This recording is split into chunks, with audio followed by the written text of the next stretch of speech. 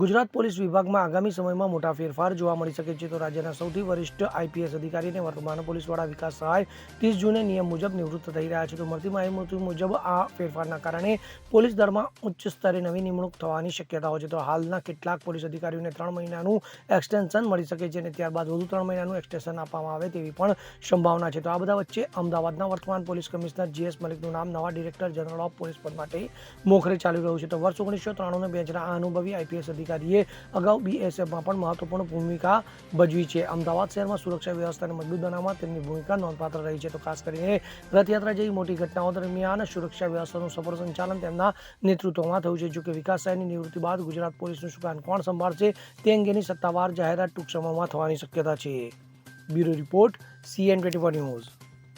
હવે જુઓ દેશ દુનિયાની તમામ ખબરો તમારી આંગળીના ટેરવે.